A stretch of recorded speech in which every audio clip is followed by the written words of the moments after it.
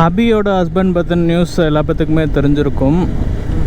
ஆக்சுவலாக அவங்க யூடியூபராக இருந்திருக்காங்க. அண்ட் அவங்களோட வீடியோஸ் பார்க்கும்போது தான் எனக்கே தெரிய வந்துச்சு. அண்ட் அவங்களோட ஸ்டோரிஸ் கேட்கும்போது அப்படியே ஒரு மாதிரி பயம் ஆயிடுச்சு. ஸோ வாழ்க்கையில் ஹெல்த் எவ்வளோ ரொம்ப முக்கியம், எதுனாலும் டக்குனே போய் ஹாஸ்பிட்டலில் பார்த்துடணுன்றது எவ்வளோ இம்பார்ட்டண்ட்டு. அண்ட் அது மட்டும் இல்லாமல் முக்கியமாக ஹஸ்பண்ட் மட்டும் இல்லை, ஒய்ஃபும் வேலைக்கு போகணும், ஒய்ஃபுக்கும் ஏர்னிங் சப்போர்ட் இருக்கணுன்றது அவங்க மூலியமாக தான் தெரிய வருது. அதுலேயே அவங்க ஸ்டோரிஸ் கேட்குறப்பெல்லாம் அப்படியே ரொம்ப பயமாயிடுச்சு. என்னடா இது, என்னமோ நம்மளுக்கு நடந்தால் எப்படி இருக்குன்ற மாதிரி அந்த இடத்துல சுச்சுவேஷன் நினச்சி கூட பார்க்க முடியாத அளவுக்கு அவ்வளோ ஒரு சேடான விஷயமாக தோண ஆரம்பிச்சிருச்சு. வாழ்க்கை திடீர்னு நல்லா போய்க்கிருக்கப்போ ஒரு ஹெல்த் இஷ்யூஸ் வந்து அப்படியே தலையிலாக வாழ்க்கை மாறினா எப்படி இருக்குமோ அந்த மாதிரி தான் அவங்களோட சுச்சுவேஷனும் இருக்கிற மாதிரி இருக்குது. நல்லா இருந்திருக்காங்க, திடீர்னு வெளியில் போய் சாப்பிட்டு அதிகமாக சாப்பிட்டு அது சேராமல் வாந்தி எடுக்க போய், அந்த வாந்தி எடுக்க போய் குறையேறி அதில் ஆக்சிடெண்ட் வந்து லங்ஸ்குள்ளே போய் கொஞ்சம் கொஞ்சமாக அதை அஃபெக்ட் பண்ணி ப்ரீத்திங் இஷ்யூஸ் வந்து ரொம்ப ஸ்கேரியாக இருக்குது இதெல்லாம் கேட்குறப்ப. அண்ட் ஃபேமஸாக ஒரு இது சொல்லுவாங்க, எப்போயுமே வயிறு முட்டை சாப்பிடக்கூடாது அப்படின்னு சொல்லிட்டு, எதுனாலும் பிடிச்சதுனாலும் அளவுக்கு மீறினால் அமிர்தமும் நஞ்சு அந்த மாதிரி. ஸோ அவருக்கு அந்த சாஸ் பிடிச்சிருக்கு, அதனால் அவர் வந்து அதிகமாக சாப்பிட்ருக்காரு. இப்போ அந்த சாஸ்னாலேயே அவரோட உயிர் போயிருக்குன்னா இந்த ஸ்டோரி எல்லா பேத்துக்குமே தெரிஞ்சிருக்குன்னு நினைக்கிறேன். அவங்க தான் அந்த வீடியோவில் விலாக் வந்து 1 or 3 இதுலேயோ அவங்களே சொல்லியிருந்தாங்க. எல்லாம் குரூப்பாக சேர்ந்து சாப்பிட போயிருக்காங்க. அதில் சாப்பாட்டில் அவங்களுக்கு வந்து அந்த குமாருன்றவருக்கு சாஸ் வந்து ரொம்ப பிடிச்சிருக்கு அவங்களோட ஹஸ்பண்டுக்கு. அதனால் அவர் வந்து நிறையா சாப்பிட்ருக்காரு. வேணான்னு சொன்னாலும் அவர் வந்து எனக்கு பிடிக்கும், எனக்கு எதுவும் செய்யாதுன்னு சொல்லிட்டு அவர் நிறையா சாப்பிட்ருக்காரு. வீட்டுக்கு வந்ததுக்கப்புறமே வயிறு ஃபுல்லாக இருக்குது, வாந்தி எடுக்கணுமான்னு தோணியிருக்கு. அவர் 2-3 தடவை வாந்தி எடுத்திருக்காரு. அண்ட் காலையில் வயிறுல வாயு ஃபுல்லாமே புண்ணாக இருக்குது. அப்புறம் டென்டிஸ்ட்டை போய் பார்த்துருக்காங்க, அதெல்லாம் பண்ணியிருக்காங்க. அது எதுவுமே சேரலை. அல்சருன்னு நினச்சிருக்காங்க, அல்சரும் அது இல்லை கடைசியில். அப்புறம் அதை போக அஃபெக்ட் ஆகி ப்ரீத்திங் இஷ்யூஸில் போய் முடிஞ்சிருக்கு. பொதுவாக ப்ரீத்திங் இஷ்யூஸ்னாலே என்ன நினப்போம்னா ஹார்ட்டில் தான் ப்ராப்ளம் அப்படின்னு சொல்லிட்டு நினப்போம். ஸோ ஹார்ட்டில் ப்ராப்ளம் இல்லை, இப்போ தான் தெரிய வருது லங்ஸும் அஃபெக்ட் ஆகிருக்கும், லங்ஸும் பெரிய ப்ராப்ளமாக இருக்கும் அப்படின்ட்டு. திடீர்னு நல்லா இருந்த மனுஷன் ஹாஸ்பிட்டலில் அட்மிட் ஆகிட்டு, குழந்தைகள் இருக்குது, அதை பார்த்துக்கணும், ஃபேமிலி சுச்சுவேஷன் எப்படி இருக்கும் நினச்சி பார்க்கவே ரொம்ப பயமாகவும் இருக்குது, கஷ்டமாகவும் இருக்குது. ஒவ்வொரு ஹாஸ்பிட்டலாக மாற்றிருக்காங்க. 2 மாதம் 3 மாதம் கிட்டத்தட்ட ஹாஸ்பிட்டல்லே இருந்திருக்காங்க. ஒவ்வொரு ஹாஸ்பிட்டலாக மாறி, ஊர் மாறி, எத்தனை விஷயத்தை ஹேண்டில் பண்ண வேண்டியது இருக்கும். குழந்தைங்கள பார்த்துக்கணும், ஹஸ்பண்டை பார்த்துக்கணும், உங்களுக்கு மென்டல் ப்ரெஷர் வேறு, அதை ஹேண்டில் பண்ணணும், ஃபேமிலிகிட்ட சொல்லணும்,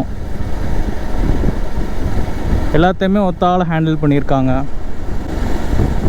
அவ்வளோ கோத்ரூ பண்ணியும் கடைசியில் காப்பாற்ற முடியும்னு நினச்சிருக்காங்க, பாசிட்டிவாக இருந்திருக்காங்க. அப்படி இருந்தும் காப்பாற்ற முடியலை.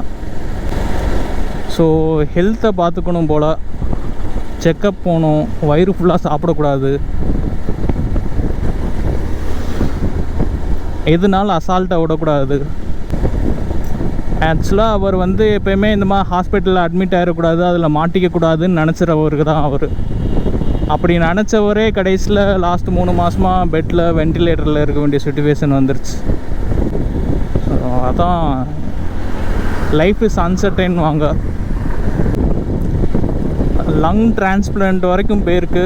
அது டிரான்ஸ்பிளான்ட் பண்ணோம்னா மற்ற பாடி பார்ட்ஸும் அதுக்கு ஒத்துக்கிக்கணும், புது லங்ஸுக்கு சப்போர்ட் பண்ணணும். இதெல்லாம் பார்த்து சில பேர்த்துக்கு கிடைக்காமல் போயிருக்கும், சில பேர்த்துக்கு கிடச்சி செட் ஆகிருக்காது,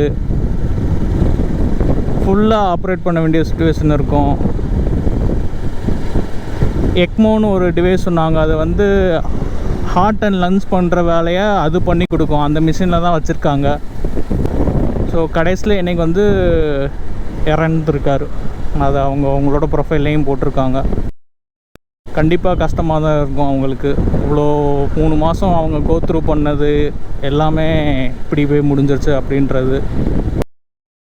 இதே இது அவங்க ஏர்னிங்கில் அவங்களுக்கு ஃபினான்ஷியல் சப்போர்ட் எதுவுமே இல்லைன்னா என்ன பண்ணுறது? எதுவுமே பண்ண முடியாது. சப்போஸ் அவங்களுக்கு இப்போ யூடியூப்பில் ஏர்ன் பண்ணுறாங்களோ இல்லை சைட் பிஸ்னஸ், அவங்க க்ளோத்திங் அதெல்லாம் பார்த்தேன், அந்த பிஸ்னஸும் பண்ணுறாங்க. அந்த பிஸ்னஸ் பண்ண போய் அடுத்து உங்கள் ஃபேமிலியை டெவலப் பண்ணி கொண்டு வரலாம் சிங்கிள் உமனாக. பட் ஒய்ஃபும் எந்த ஒரு சப்போர்ட்டுமே இல்லாமல் ஹஸ்பண்ட் நம்பி இருந்தால் என்ன ஆகிறது அந்த ஃபேமிலி? திடீர்னு ஹஸ்பண்ட் இல்லைன்னா. ஸோ இந்த மாதிரி சின்ன சின்ன விஷயங்கள்லாம் உங்கள் ஸ்டோரி கேட்டதுக்கப்புறம் தான் எனக்கு புரிய வந்தது. ஒருத்தர் இன்கம் மட்டுமே வச்சு இருக்கக்கூடாது அப்படின்னு சொல்லிட்டு. ஸோ இது எல்லா கேர்ள்ஸுக்குமே யூஸ் ஆகும்னு நினைக்கிறேன். கல்யாணம் ஆகிறவங்க எல்லா பேர்த்துக்குமே அவங்களுக்கும் தனியாக ஒரு ஏர்னிங் இருக்கணும். அப்போ தான் கரெக்டாக இருக்கும். ஹஸ்பண்ட் இருந்தாலும் சரி, இல்லட்டினாலும் அதை திருப்பி கேரி பண்ணுறதுக்கு. ஏன்னா சப்போஸ் திடீர்னு ஹஸ்பண்ட் இந்த மாதிரி போயிட்டாருன்னா அவங்களால அந்த டைமில் எதுவுமே யோசிக்க முடியாது. ஸோ அப்போ ஆல்ரெடி கையில் ஒரு வேலை இருந்தால் அவங்க வந்து சமாளிச்சுப்பாங்க. அண்ட் நிறைய பேர் அவர் குணமாயிடணும் அப்படின்னு சொல்லிட்டு நிறைய எக்கச்சக்க கமெண்ட்ஸை பார்த்தேன் அவங்களோட யூடியூப் கமெண்ட் செக்ஷனில். பட்டு நடக்கிறது தான் நடக்கும். விதியில் என்ன எழுதியிருக்கோ அதானே. விதியை யாரால் மாற்ற முடியும்? நம்ம ப்ரே பண்ணலாம், அப்படி நடக்கணும் அப்படின்னு நினைக்கலாம். பட் ஆனால் நடக்கணும்னு இருந்தால் அது நடந்துதான் ஆகும். அதை யாராலையுமே மாற்ற முடியாது. அவங்களும் ப்ராக்டிக்கலான பர்சன் மாதிரி தான் தெரியுது. அவங்க அப்செட் ஆல்ரெடி அவங்க அதை உணர்ந்துட்டாங்கன்னு நினைக்கிறேன். அவங்களுக்கு வலி இருந்தாலும் அதை ஏற்றுட்டு அதை கடந்து வந்துடுவாங்கன்னு நினைக்கிறேன். பார்ப்போம். அவ்வளோதான். இல்லை, வாழ்கிறோம், திடீர்னு ஆக்சிடெண்ட்லெஸ் ஆகிறோம், திடீர்னு நல்லாயிருக்கும், திடீர்னு ஹெல்த் ஸ்பாயில் ஆயிடுது, அதில் அட்மிட் ஆகி செத்துடுறோம். அதுக்கு இடையில் காசு இல்லை, அந்த பிரச்சனை இந்த பிரச்சனை, இவங்க கூட சண்டை அவங்க கூட சண்டை, மரியாதை கொடுக்க மாட்டேன்றாங்க. அடுத்து வாழ்க்கையில் என்ன பண்ணுறதுன்னு தெரில. Love failure, depression, loneliness. But ஆனால் லைஃப் ஒரு செகண்டில் டப்புன்னு முடிஞ்சிடும். அதுக்குள்ளே இவ்வளோ பெரிய பிரச்சனையெல்லாம் கடந்து ஒவ்வொரு நாளும் அது சந்தோஷமாக வாழ்ந்தாலும் சரி, ரொம்ப கஷ்டப்பட்டு வாழ்ந்தாலும் சரி, போகணுன்னு இருந்தால் உயிர் போகணும் தான் செய்யும்.